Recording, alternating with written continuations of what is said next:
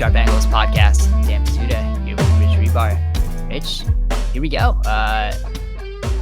This is our last show before the draft. Just to jump into some programming notes, we're going to have on Monday a show with Warren Sharp, Ryan McChrystal, Brendan Donahue going over some draft things as they've been, doing a whole bunch of mock drafts and accurately.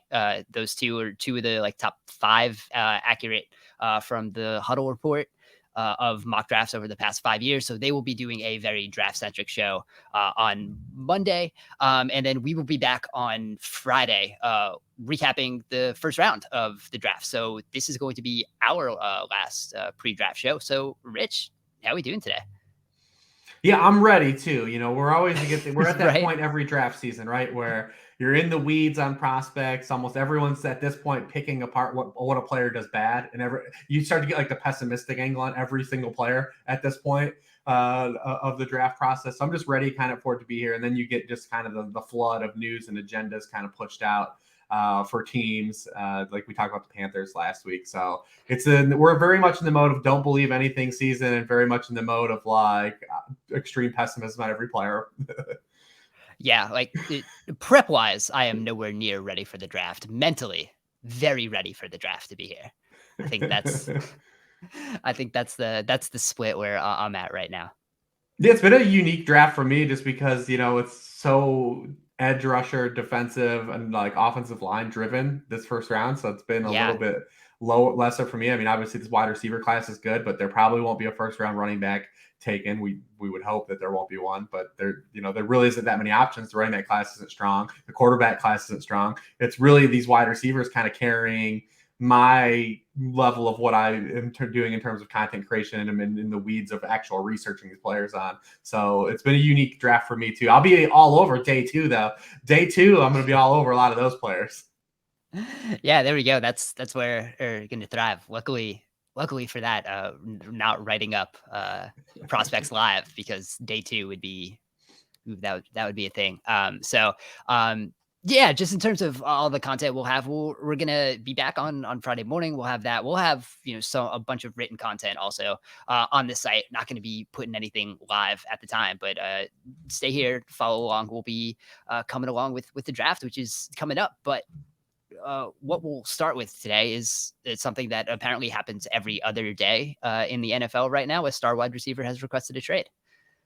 So we got Deebo Samuel requesting a trade from the San Francisco 49ers. There were talks that, the contract extension talks had never really completely started. Turns out that might have been more on Deebo's side than the 49ers side, which I think makes this more interesting and different than some of the other receiver moves that we've seen. The Devontae Adams thing, which was, he wanted to be the highest paid wide receiver. We kind of talked about why that didn't really make sense at the time. And then, Green Bay did eventually say, okay, we'll do it. And then he said, no, I'd rather go play for the Raiders. The Tyreek Hill thing was a similar thing. The Chiefs didn't want to hit the contract point that Tyreek Hill wanted to hit after that. And now Samuel, it kind of seems like the 49ers are okay paying him. He might not want to be a part of the 49ers, which there's some concerns about his role. And I think that's where I want to start here, because I feel like we have a fundamental misunderstanding of what Deebo Samuel is and what the Deebo Samuel role is, right? Because I think after last year, after all of the the running back snaps he got, we somehow as a general public thinking and talking about Deebo Samuel, made him into this guy who needs these snaps out of the backfield in order to be productive. And that's just not the case, right? He was fine before they started that. The Deebo Samuel role started because they had injuries at running back. They had no other way to do it. And, Deebo could do it, right? He did not need the Deebo Samuel role. The 49ers needed Deebo Samuel to play that role. And I think that's a big disconnect that I feel like we've had in the Deebo Samuel discourse right now. He was second in yards per route run among wide receivers. He's fine. He had the same ADOT as Cooper Kupp and had double the yards after the catch. Deebo Samuel is a fine wide receiver. That is not someone who needs to be schemed up to be productive. Yeah, absolutely. Now, the question is, though, when you go into that, though, is that the 49ers being forced to put Deebo Samuel in that spot out of necessity, is that something, though, that they don't want to put back in the bottle either? Right. That's the And I kind think of that's like, his concern, right? right. That kind Yeah. of seems And like that's what it is. yeah, and there has to be more to it too. Because if you go to Deebo Samuel's, website, his merch website, he's selling wide back shirts, man. Like he's not exactly running from this. Like you can buy wide back merch on Deebo Samuel's website. So there has to be more to it as well, behind the scenes that we probably aren't privy to, whether it be the actual contract offer, which we don't know, if there is any type of schism between him and the coaching staff, or also, to me, that listen, there's still this background element with the 49ers of this quarterback change. And you have a guy that, seemingly all the players like in Jimmy Garoppolo, and you have a player that we heard not one thing positive about in his rookie season in Trey Lance. Not one thing positive was talked about Trey Lance's his rookie season. Anytime they had to play him on necessity, Kyle Shanahan immediately talked about how he wasn't even ready to play. And maybe Deebo is factoring in a little bit of that behind the scenes. We don't know. So there's probably a lot going on here. It's probably pulling from a lot of different areas. But yeah, you're 100% right that Deebo Samuel can actually play wide receiver though. Like that's what you're getting, and you're getting a one-of-one player that in the beginning of the season, when Brandon Ayuk was in the doghouse, George Kittle's banged up, they leaned on him as an alpha wide receiver. I mean, the dude had 8 carries through 8 games. He actually played wide receiver. He had a 32% team target share over that stretch. He averaged 10 targets per game and over 100 receiving yards per game. He can absolutely carry an offense to the passing game. On the other side, though, you have to think too on the 49ers angle too, is what if it's not just them trying to factor in like this wide back role into the salary? What about his history? I mean, this is a guy that's been perpetually hurt all the way through college. He's played just 30 games in the NFL where he's played 2/3 or more of the snaps. So like that has to be kind of factored into, and it's got to be factored into why Deebo's agency has picked this timing right before the draft, which is the most optimal time to try to, get something pushed through. And then also following these wide receiver contracts, this is the most optimal time to cash in from his camp as well. So there's a lot of things moving around here and orbiting the situation. Yeah, there's a lot of like aspects to this, especially because it kind of seems like because this was something that the 49ers are at least willing to. Like you said, we don't know the full extent of a contract offer that was given, but the 49ers seem willing to give an extension, and like they will want to pay Deebo Samuel, which does make it, a little different than some of those other wide receiver deals that we've, talked about in the past. So it does seem like the 49ers aren't in a rush to trade Deebo, right? So I think that slows down like what we're going to be talking about as like an end game here. I think a little bit where there might not be the urgency. Like I don't think Deebo's going to, sit out. So But that what there's that. situation like this ever does not fall into favor of the player actually getting what they want? Sure, but if there's something that gets worked out, right? Like I still think it can get worked out with San Francisco, because I don't think like the 49ers as a team are going to come into this thinking that like they want to work this out. I think you got to, like, when you look at the Devontae Adams and the Tyreek Hill, like this just became a thing where at the point of the contract where one side was really like, no, that like this isn't going to work. And for, the Packers, even though like they did offer that contract that would have matched what the Raiders were going to give, like they did need to make a move though, because like they have Aaron Rodgers in the last couple years. Like they need something in return, like quickly. I know like the 49ers are, again, we're in the NFC Championship, like, but they like I don't think there's pressing need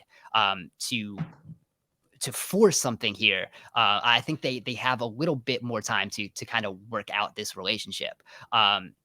So I think that's kind of what makes this a little different. And like if I don't think they'll want to rely on Deebo so much as like that wide back, right? Because like I think in terms of what they want to do, like I'm sure they would rather have a fast running back, the back there being able to, take those balls to the house while Deebo Samuel is, out either, in the slot or wide. Like I think functionally that's they'd rather have their offense be like that. And I think like we talked about this last year when it happened, like part of what made this like really interesting is because especially when like so many of Deebo's the carries came like from 11 personnel. And, the 49ers started using that more than they have. Like by the end of the season, it was like over half of their snaps, which is just not something that the 49ers do. What made that really interesting is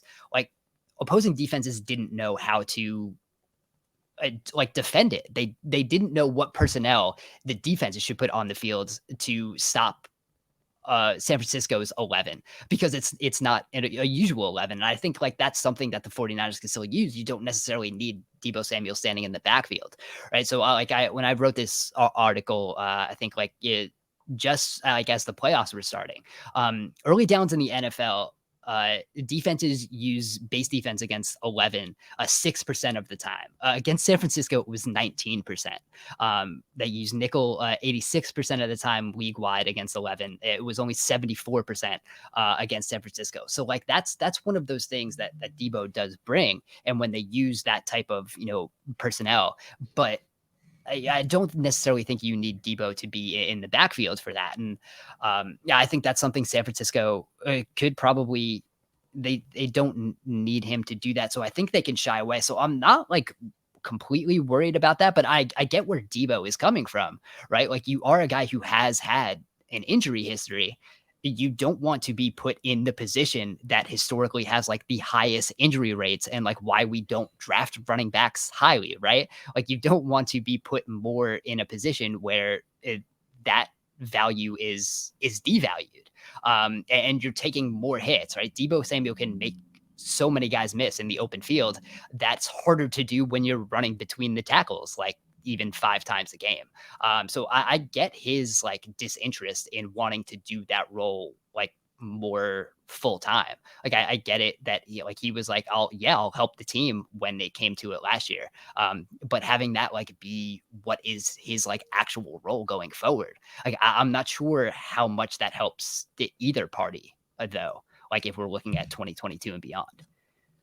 Yeah, I'm not sure. I mean, I'm not Deebo Samuel. I mean, I think that football players want to get the football as much as possible. I think he just wants to be compensated for that. Yeah. I think he just wants to. I think he's fine with still being the wide back, even if it was to the extent of last year. Although I'm with you, I don't believe that it would be to the extent that it was, necessarily used at the end of last season. But I just think it all comes down to either being compensated or there's something else tacked on here behind the scenes that we're not privy to. That he would want to, change organizations. So we don't really know all of that. But I mean, I know that like football players and like those dudes want the football, man. Like, as long as you're getting paid for it. So, I mean, as long as he's getting compensated as like a wide receiver or even more, we don't know also. Maybe they want more. Maybe they want something that is extra, right? Because he is a one-on-one player.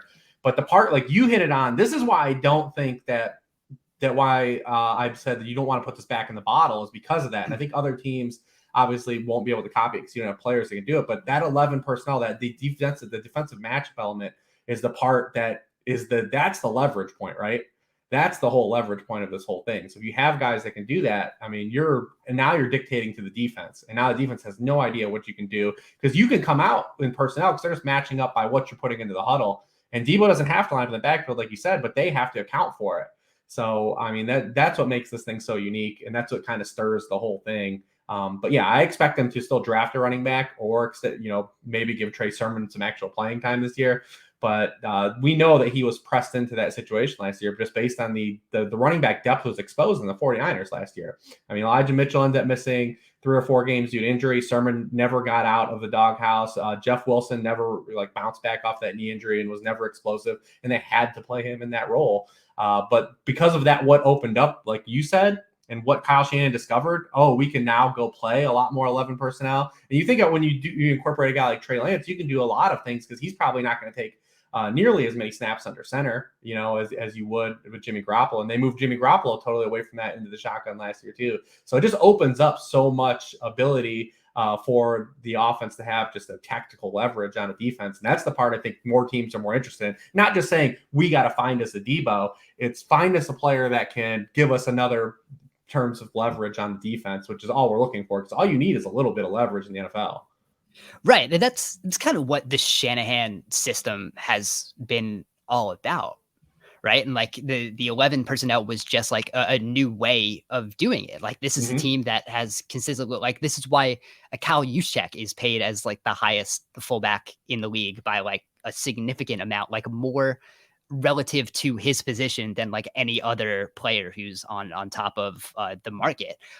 Because Juszczyk is like that tight end fullback hybrid. So when you're in 21 personnel, you don't necessarily know what the 49ers, like the 49ers can be running empty from 21. And like it almost like works as like 10 sometimes, like because they have Juszczyk, they have Kittle, like they have these players who can do so much. And that's what makes the 49ers so dangerous. And using that 11 personnel package and being able to move Deebo around is what just another element of that. It added another layer to what San Francisco could do that you had no idea where they were coming from, which I think brings like the other dynamic here. Like if there is a trade, like I think we're overreacting to like Deebo Samuel needs like Kyle Shanahan to like make him useful. Absolutely not. Right. We're totally overstating that, but I think we can also say this is probably the most like the most perfect place for Deebo. So it like if you do trade for Deebo, like are you getting the most that you potentially could? Like did we just see, like, not to knock anything like Deebo Samuel like will do in the future, but like did we just see the best season we're going to see from Deebo Samuel? So does that make like if you are trading for him, you're now a high pick, you're a new contract, which I think we overstate a little bit. I think there's some parts of like the football commentary that as soon as like you're trading a draft pick and have to give a new contract, like the trade is automatically bad.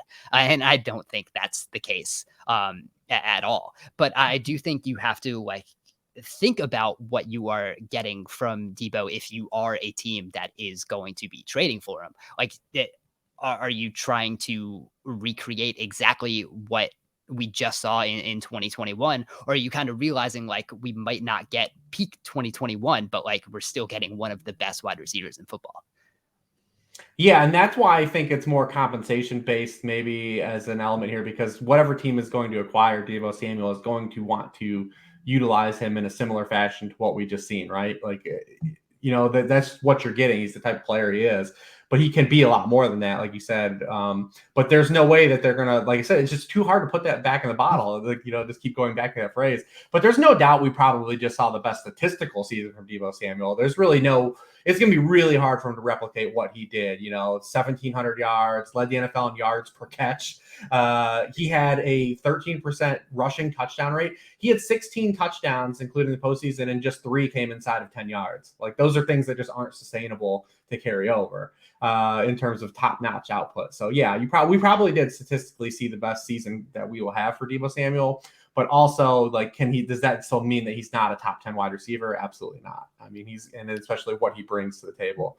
I just think the timing of this too, especially from, his camp to push the 49ers, because it puts pressure on the 49ers. Because, if this is not repairable internally, we've seen this time and again, the player always wins, right? Like the team never wins in these situations. They eventually have to move on from the player. Does that put pressure now on the 49ers to say, all right, can we recruit multiple picks in this draft that has wide receiver assets? Maybe they like a guy like Treylon Burks who can do some things, right? Can they recruit? Because this is a team that wants to win now, obviously. So it's definitely not in a rebuild. So the timing of this from Deebo's camp actually is well struck as well for the same type of gaining leverage, like the 49ers gain leverage on the field against opponents. Yeah, absolutely. And it's, again, this is like an interesting dynamic because like it appears like from the reports, this trade request was given like last week. So it's been something that's kind of been working. Deebo had that tweet, I think yesterday that I think was very like quickly deleted. That like reporters are only here to like make stories. The only people who know what's going on are like me, my agent, and the 49ers. But like the original report was from Jeff Darlington, who reported very clearly, I just spoke to wide receiver Deebo Samuel. So it was a direct report. It wasn't sources close to Deebo Samuel. It was I spoke to Deebo Samuel, who has asked for a trade. I did not want to discuss specific reasons behind the request, but he has indeed let the 49ers know his desire to leave the organization. So like that very clearly, like we know what happened there. Like there was a formal request. We got that information straight from the player. So again, like, yeah, this isn't quite Aaron Rodgers, the potential trade request that we got like the day of the draft last year. We're getting this a little bit beforehand, but yeah, like you said, like I don't think the 49ers need to be pressed, like I said, but I think that like you do need to figure out if this is a relationship that is going to work long term, and you have like a little under a week to, I guess, really to figure that out, and see if it is the long-term play. So if Deebo does get moved, is there a place where you would like to see him go? Do you have like an ideal fit? I mean, fit wise, I mean, obviously, what I would say, like maybe it's something like the Chiefs would be possible. I mean, obviously, the Jets are the one team that has like the combination of both draft capital and cap space. Like when we've seen them, the Jets have been hunting for a wide receiver this entire offseason. They've been linked to Tyreek Hill. Yeah. They've been linked to a bunch of free agents. All they've come out so far is re-signing Braxton Berrios. That's literally all they've come out with all this. So, I mean, we know that they're either going to be aggressive and draft a guy probably at pick 10, or use some of their capital to, acquire one of these wide receivers that are in these. Because not just Deebo, too. Like we've talked about this for weeks, about the wide receiver in this 2019 wide receiver class, because all of the hits almost outside of have all been non-first rounders. None of these guys have fifth-year options. DK Metcalf, second rounder. AJ Brown, second rounder. Deebo, second rounder. Terry McLaurin, third rounder. Deontay Johnson, a third rounder. All of these guys, these teams are all now put into a pressure point based on how this offseason has gone. And Deebo's just another, like Deebo's he's not the end point. He's still just another fulcrum point in this whole never-ending thing here from that 2019 wide receiver class. So I'm really curious to see how that still impacts this draft, right? We've talked about this a couple of times too, how it impacts how the wide receiver position is drafted, because I believe that the top 5 wide receivers are all going to probably be gone by pick 22 to 24. And does that mean like a George Pickens, a Sky Moore, a Christian Watson now become first round picks, because of that, the 5th-year option might mean more at wide receiver than it does at any position. But yeah, I would say the Jets probably would have to be the front runner in terms of obvious spots. The 2 spots that I always keep seeing linked that I just don't see an avenue right now, and granted anything can happen, are the Colts and the Bears. I just don't think that they have the draft capital to pull the trade off. Neither one of them have a first-round pick. Their second-round picks are both lower than the Jets. The Jets have 2 second-round picks ahead of both the Colts and Bears. So they can even offer both of those. I really think that it's going to be hard for those 2 teams to try to offer the 49ers an enticing package. But you would have to assume it's an AFC team for sure, though. Yeah, you would think so. I mean, if we're doing like ideal, and probably what won't happen, like the Chargers send the 17th pick to the 49ers, get Deebo. And like I've seen like some people say like, yeah, and then you have like 3 wide receivers making $20 million a year. Like, who cares? I don't care. You have 3 good wide receivers, fine, pay them. You have one of the best quarterbacks on the league in the rookie. Like, if we're going to say how big of an advantage having a quarterback on a rookie deal is, don't bitch about like whether you have to pay like other stars. Like that's the point. That's the point. I don't care if you have 3 wide receivers making $20 million or not. If they're 3 good wide receivers and you're going to be the best offense in the league, like just do it. Plus like, Keenan Allen is only short term. Like you're probably going to get out of that contract in the next year or 2 anyways. I'm totally on board with you. I like that fit. I mean, they'd be awesome to watch. Like how, like I know they like still like would need a little more speed, but it makes their early down passing make a little more sense if you're still going to have like that low A dot. I think that opens up some things. Like if you have Deebo and Keenan Allen like in the middle of the field, like and Eckler. Yeah, right. Like what are you doing? Like that. Like that's an offense that can, and they still have the cap room, right? They have like $18 million in cap space per the NFLPA public salary cap report, which is updated as of Thursday morning. So like they still have the ability, like, and if they wanted to do an extension, like they can do that. And like you're not going to get in trouble with extensions like for good players. You're just not. When you start giving like extensions to players like who don't deserve it, and you're doing that on the open market, like that's when you start getting in trouble with these bigger deals. But like and even if Deebo plays like 10 games, like you're still, especially if you're the Chargers, because you have those two other wide receivers, like you're going to be okay, right? So like in terms of having an expensive position there, like you're not going to be like, if you're the Jets and you're trying to like pay Deebo, if Deebo only plays 10 games from some injuries or whatever, like you're the Jets, you're still kind of screwed. If you're the Chargers, you're going to be all right. And I think they have a lot built in where they can like have three of the top paid players at the position, and it's not going to matter.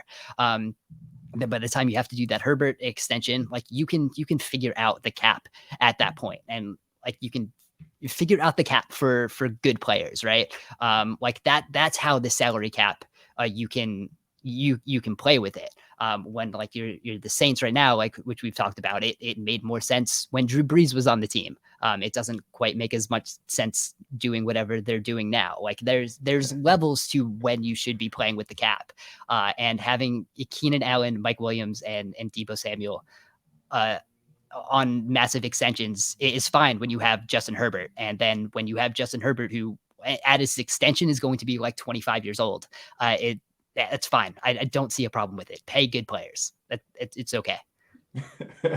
Yeah, no, that'd be a fun option. I don't know if I'm getting kicked out of like if I'm losing my like analytics nerd card for that take. I don't know, because apparently like paying extensions is bad. But yeah, do it. Like, no, I mean, these are the extensions. I'm totally with you. These are the extensions you want to give out. You don't like, they're probably more in trouble with the contract they gave to Mike Williams than they would be to Deebo Samuel. Absolutely. And then, the two NFC teams that probably have the ammo, but I don't know if they, obviously we haven't seen the Packers make a move like this, since Brian Gutekunst has been there. So like this would be kind of like out of their shoes a little bit. But they do have the ammo, and then the Eagles still have the ammo too. They're always, do they just say, hey, we're tired of drafting wide receivers. Let's get one that's actually proven to be good. And obviously he would fit. Deebo obviously fits a lot of what the Eagles did offensively in the back half of last year as well. But like you, I don't want to also pigeonhole Deebo Nix. Like I just think Deebo fits whatever system you're running, because he is a one-of-one player. He can play alpha wide receiver. He can play wide back. You can do so many different things with him that I don't really think that there's necessarily a bad scheme fit for him. Yeah, I think that's I think the biggest thing we should take away here from the Deebo Samuel conversation is that so far the Deebo Samuel conversation like has been bad and like misrepresents what Deebo Samuel is. And like that's kind of been my biggest issue with some of the things going on. And like we kind of even talked about it when we were talking about like this wide receiver draft class, and how they're like, when you looked at either like Treylon Burks or whatever, when you like brought up the Deebo Samuel role, it like was kind of like a backhanded compliment that like this guy needs to be like schemed open or whatever. And just like going back to that, it just felt like we weren't talking about Deebo in the right way. And like he's just like, he's good. Like that's just like one of those things that just like it just takes like a life of its own right now, and it feels like we have to like do some work to rein it back. Well, like I said, you're always going to have, whenever something big happens, the tear down element, right? Whether it be the player or the deal, whatever. That's just how the world works, right? Like everyone wants to do the tear down of why this could be a mistake, right? And so like I said, I go back with, when you think about, we keep bringing up the Deebo role around the draft. To me, it goes back to that conversation we had, just that tactical leverage. I think teams want to be able to just have that little bit of edge, have a player where we can come out in 11 personnel and the defense has no idea what the hell we're going to do. And that's like, the element of like a Wan'Dale Robinson or something like that. Like, that's why those players are finding a little more, hopefully, nuance in the NFL. But, we haven't seen it, fully manifest the way that we've seen the levels of Deebo do it at the back half of last year. Yeah, and that's definitely the case. And like, that's why people are searching for that should be what we're talking about with the Deebo Samuel role. But again, it hasn't felt that way. No, it hasn't at all. So it'll be interesting to see like what this does mean for Chiefs. Would be super fun though. I mean, the would. Chiefs moving on from this offense that kind of we've seen at multiple points the past years, like not totally like figure it out, but then they're going this whole new direction where you'd have Juju and you still have Kelsey. Like they'd be a lot of pretty unique offense. Yeah, it certainly would be the case. I think I've seen some reports that they appear to be like sitting it out right now, at least like this offseason as they kind of because they didn't pay Tyreek, so you would figure that probably is part of the process, right? Right. Yeah, and I think that's kind of adds another element to the Deebo thing too. Like, what exactly does this contract need to look like? Because we talked about like these contracts, and like there was that weird article on The Athletic, it was maybe Wednesday, maybe Tuesday, everything about the wide receiver contracts, and there was like an assistant coach in the league who said it's 100% Christian Kirk's fault. Which one that happens every year though. We talk about Christian Kirk every year, right? So like it's a very weird one, like for an assistant coach to be like that confident in the market, which unless this is like the most powerful assistant coach in the league, like probably isn't really dealing with like contracts and value there. And like Christian Kirk really has like very little to do with what this wide receiver market looks like. Like we've talked about it, and I like won't go into it again, but it's like it all comes back to that DeAndre Hopkins extension. Having that $27.5 million number out there, as like fake as it was, it put a number that these new receivers who were looking for deals wanted to hit. That's why the Devontae Adams deal is the way it was structured. That's why the Tyreek Hill deal is the way it was structured. Like these guys aren't making $30 million a year. But again, like that number is something that is out there and is going to be hit now. And you need to be able to structure your contracts in a way. Again, I'm repeating myself for multiple things, but it seems like we continue to like lose that train of thought also. Like there's a direct line between DeAndre Hopkins and what is happening with the wide receiver market right now. Like it has nothing to do with Christian Kirk. Like this coach like put 100% of the blame on Kirk, and like it's closer to 0 than 100. Absolutely. I mean, we see it every year that whoever the top wide receiver free agent that's available gets immensely overpaid every offseason. It was, go down the list just go every year and look at it. It's definitely not Christian Kirk's fault. And all the wide receivers that have gotten paid to this degree absolutely warrant to be paid at that level they've been paid at, right? Whether it's not your not the dynamic you want to go the route of your team organization of doing it, but the players that have all gotten the huge contracts, Devontae Adams, Stephon Diggs, and Tyreek Hill, guess what? They're 3 of the best 5 wide receivers in the NFL. Like imagine like happen. What that would have looked like if they were in Christian Kirk's position where they actually hit free agency. Yeah, like these contracts would look insane. And that's what we talked about, like what Lamar is almost trying to do, right? Like Lamar Jackson is actively trying to hit free agency, his camp.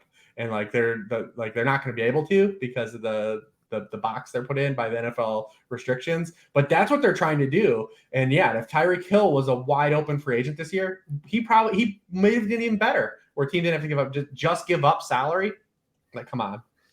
Yeah, we're never going to see that type of quarterback. Yeah, because he'll be franchised to until death. Like a contract or a quarterback of Lamar Jackson's stature is going to get like the Kirk Cousins like 3 tags. It doesn't really matter how expensive those tags eventually get. But yeah, and I think like we're seeing that now for top of the market wide receivers also. Like, and I think they've realized that. I think their agents have realized that. Where again, like even if you have to have like some dummy, and not even dummy years, but just like you fluff up like the final year of a contract, that's never going to be real. Either you're going to get cut or there's going to be an extension or a restructure at that point at the last part of the year. It doesn't matter. Like that number is out there and you're structuring a way for those contracts to look the way they are. And that's the shift we're seeing. And it's a real interesting dynamic between the player and these teams who like are going to want to pay these guys, but also are going to have to be okay structuring these contracts in that way. And we've seen it, with the Raiders are a little desperate. I think the Dolphins are a little desperate. So we've seen like those teams that are willing to do it, but we'll see how other teams are going to be when like the rest of these guys coming up, AJ Brown, Terry McLaurin, Terry McLaurin seems like a really nice guy. Maybe too nice at this point. Like Terry McLaurin, like start sending some cryptic tweets, man. We need to get you out of Washington. Yeah, I mean, Willis said that whole class, man. We haven't heard really any like the DK hasn't really voiced anything. AJ Brown started to tweet a little bit because he's obviously has the same he's the same exact agent as Deebo Samuel. I think it was also reported that he would not show up to like the voluntary offseason workouts, which like fine. Unless like again, it's going to be like he's been in Tennessee for a while, the second year in the system, like you're not missing much in like an April workout. I think like if it's a different thing for voluntary, like we had a thing going on with the Giants here where Kadarius Toney did not show up to the voluntary workouts after his very up and down season and now a new coaching staff. He has not gotten the playbook yet, which is a thing. But like if you're AJ Brown and you're like kind of sitting out for a new contract, I don't think that matters. Your April workouts are not going to make that much of a difference in how well you play come September. So the interesting thing too is like out of all these teams, like the one that makes the most sense to be traded is DK Metcalf, and like we really haven't gotten there. Like if you're Seattle, like we were talking about a DK trade like like when the Russell Wilson trade happened, like before the receiver market really got weird, just because like that's the only asset Seattle really has. So if you're, do you think this slowed down his market at all? Probably not, right? I don't think so, because I think as soon as Seattle would say we are interested in trading DK Metcalf, like there would be plenty of teams lining up to trade for DK Metcalf because they should. Like DK Metcalf is really good. So. But if you're Seattle, I mean, you got us. I feel like Seattle, and we just did their team write up last week after we did the last podcast, and like for me, I still feel like they've got 1 foot in, 1 foot out, and it's not going to work that way. Yeah, it's especially like looking at their defense. I mean, it's fun on the interior defensive line, which is kind of like where they're built up. You still got Puna Ford stuff, but like at edge, I'm not totally sure what you're doing. You're kind of betting on like Darrell Taylor to like really break out as a guy. So like, and corner is kind of like the same thing. You're kind of like hoping some guys hit, like, so I'm not sure this defense is going to be that good. And then when you look at offense, like it's Drew Lock versus Geno Smith is going to be your quarterback competition. So, the offensive line is an absolute nightmare. I mean, it's absolutely brutal right now. The offensive line. I mean, you're probably not going to take a quarterback at 9.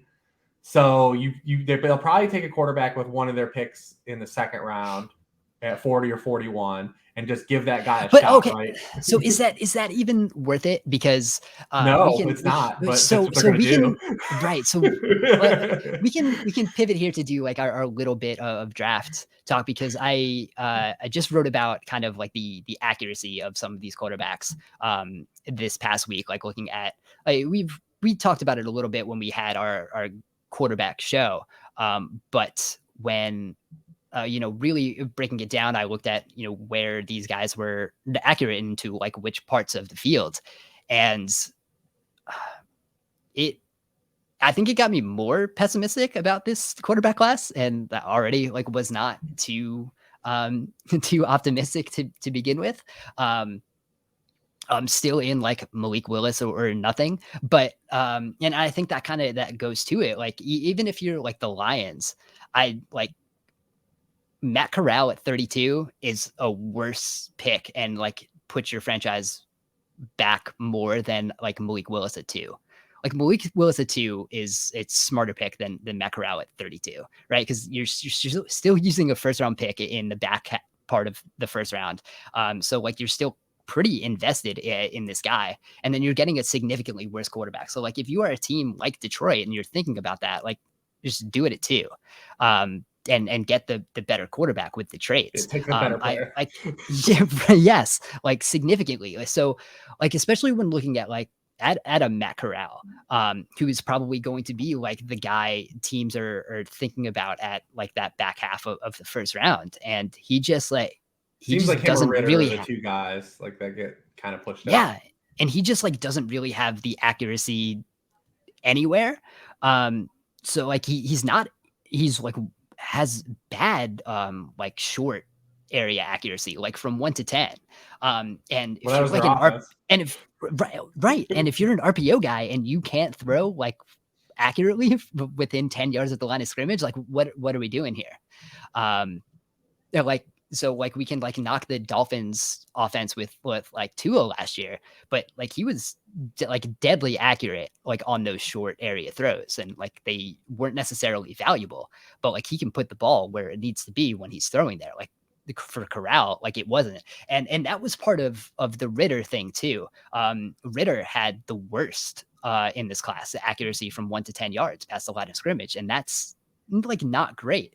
And like we talk about how valuable it is to like throw intermediate and deep, but still like half of the throws in the NFL come between 1 to 10 yards. Mm-hmm.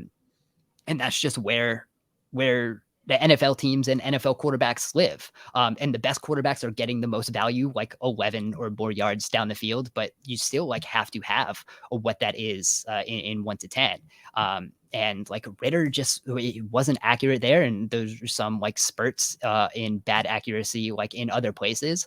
But for, again, like such a quick processor that like Ritter like certainly is. And I understand like why the people who like that type of quarterback like but Ritter, it's getting because double like, counted at this point. So like Ritter's getting bonus points for doing stuff the other guys didn't do, but he's still projection and doing that better at the NFL level. Right. Yeah, and doing it accurately. So like he's I think such a quick processor that like he does give himself like a little margin for error, right? Like so it's not like he's inaccurate and late. Which would, I mean, I think it would make him undraftable. So like he's getting talked about where he is because he can process, and maybe you can help with the accuracy a little bit. And I think that's kind of what you're banking on there. But again, like under 75% on target rate from 1 to 10 yards past the line of scrimmage, and like that's not great. And then when you look at like, he was a guy that wasn't pressured ever ever. He had the second lowest pressure rate of quarterbacks in this draft class. So like, and then when you saw when he was pressured, it just completely wilted. Yeah. And then like when you look at again in the short area, which is I think where a lot of like this kind of focus was, because again, so many passes go there. Like that is where, like, if you talk about Kenny Pickett being accurate, like that is where he is accurate. Like that was among the top in the class, but Malik Willis was right there, like almost the same on target percentage to that area of the field. And like did not have as many like schemed open and like over the middle kind of throws as Kenny Pickett did. And even though like Malik Willis had like that terrible on target rate from 11 to 19 in the intermediate range, like 45%. Like the year before he was at 75%, which would have been like one of the best on target rates in this class, and like even like looking at last year's class too. So you kind of wonder like what happened there. He threw way more to the outside this past year, and so his like more than half of his intermediate throws like were to the sideline, which it makes them a little harder. But again, like even with that, I still have more confidence in what Willis can do like past 10 yards past the line of scrimmage, like then Kenny Pickett, because again, like we talked about with Pickett, like every time I would watch him like throw a deep ball, it was just like, oh, Jordan Addison is really good. And Kenny Pickett's not bringing Jordan Addison with him to the NFL. That's how I was with Manziel when Manziel came out. Maybe in a couple. I don't know. Everyone saw Manziel. I'm like, I don't know, man. Mike Evans looks really good. But like, yeah, I think if you look at like Kenny Pickett's deep ball, which again like was fairly accurate, and was completed often, but Jordan Addison made up for 51.4% of the deep targets, 56.5% of the catchable deep targets, and 55.3% of Pitt's receptions, and 58.4% of Pitt's deep receiving yards. And then on deep throws not to Jordan Addison, the catchable ball rate was only 47%. So like there's a big difference there when you're throwing to the best receiver in college football, who like won the award for that and not. And so I think like that's again, it continues to be a big hesitation on what Kenny Pickett can bring to the next level, especially like he's erratic in the pocket too. Like he's not a fast processor. So it just this did not help me. Sometimes this like helps me find like some quarterbacks who are going to be, maybe good and we're underrating somebody, but I didn't really see that. And so I'm also is more solid on the stance of like Malik Willis or nothing. But so to go back to like what started this, if you're like taking a quarterback in the second round, I don't know how that helps you at all, because I don't see like any of these guys being like under the radar type things. And like, again, this is like this accuracy thing is usually like where you can find maybe like a second or third round guy. It's a reason I liked Tyler Huntley so much, because like he had like best in class accuracy to like all three levels. So like he was an underrated guy, and there's no one in that class this year. They're just not as good as they should be. So like trying to hit on a second or third round guy, I don't think that's a smarter deal, because there's no one willing or capable or worthy of going in the first. I think that kind of makes the second and third round picks even worse, because you could get players that are actually going to play for you. And it's just like isn't a good class. Yeah, I mean, that's where it all starts. So, I mean, positional allocation, though, and then in terms of like hit rates getting significantly staggered across the board, I don't have any problem really with taking like a bite at the apple, because the contractual leverage you run into, right? I don't believe any of these players are good, though. That's what it comes back to. But like like Jalen Hurts and stuff like that, you're not getting one of those types of players. But I don't right. Like that's the kind of bet, if you're going to take that like second or third round bet, like you do it on a guy like Jalen Hurts, and there's not one in this class. Yeah, I mean, Seattle's got pick 40, 41. I guarantee that's probably a quarterback with one of those, if they're there at that point, which I assume they will be most of those guys. I mean, I still would say that we're only going to get 2 first rounders, right? I mean, are you in that camp still, or you still believe that like the NFL is going to have the FOMO and elevate some of these guys? Yeah, I could technically see more. Like I wouldn't be surprised. Like no one should do it. Like I only think one guy should go anyways, and even he's a reach, but not as much to reach as the other guys. I think Willis is the only guy that should go in the first round, but it sounds like Pickett throughout the whole process is going to get in the first round. Yeah, it does seem that way, but yeah, that I agree with you. I think one guy should. If I'm the Lions, I would take him at 2. And then I would not touch like any of these other quarterbacks. It's just they'd figure it out next year. Or I would have tried to figure it out last year. That's just kind of like where we are with this quarterback class, which again, like makes this draft kind of interesting. Again, like from your perspective, maybe not as much, again, because like there's not as many like quarterbacks to talk about and running backs also. Like we haven't even really touched wide receivers. We haven't really touched running backs on this show at all, because we don't need to. Yeah. So the only thing we've said definitively is if it's the Falcons or Texans, you do not burn that second plus round capital on a running back at this point. Do not do it. No, just don't. You don't need to. You're going to be all right. Do it next year. But the Falcons are another one of those teams. Like at pick 43, they'll probably take one of these quarterbacks over there. Yeah, I guess. I don't know. I really don't know how that helps you. If you're the Falcons, I'd rather try to like take a swing on like an edge rusher, because you don't have any of those either. And that's probably going to help you more than trying to pray that one of these quarterbacks is going to help you in the second round. that's probably much better for the long term. So since this is our last show before the draft, do you have any more draft takes you need to get off your chest? No, man. Like I said, I'm just ready for it to kind of get here, ready to see how the top of the draft really kind of falls out. All the smoke screen stuff kind of be, illuminated. And then if we do get any other, I'm waiting to see the veteran draft trades. I will say, like, there are probably some potential for some guys to still get, moved in the draft as well. I think you're following this James Bradbury stuff.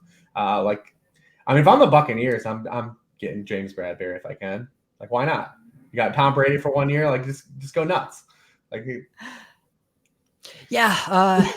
not sure if that works because I think you need a slot guy, right? You just re-signed Carlton Davis. Jamel Dean, I think, is slightly better than Carlton Davis. I don't know if that's a hot take, but Jamel Dean is really good. And then you have the slot issue there with Sean Murphy. Those guys are all good enough. Put someone in there.